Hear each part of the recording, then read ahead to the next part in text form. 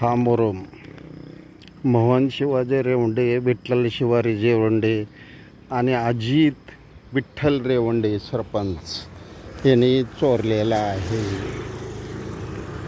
तर हा मुरुम कसा चोरला जातो ते बघा. 16 ब्रास मुरुम त्यांनी दारात आणून टाकला आहे अधिकाराचा गैरवापर म्हणून. संग्रामनगरचे सरपंच आहेत म्हणून मुरुम चोरला जातो का? वैयक्तिक मुरुम टाकता येत नाही.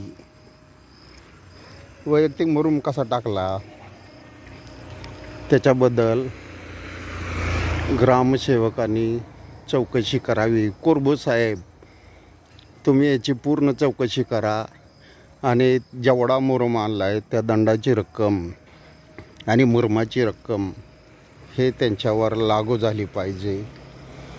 तरी कोरबू साहेब, तुम्हाला विनंती आहे. विश्व 24 न्यूज, विष्णू कुंभार, अकलूज. 98. हॅलो.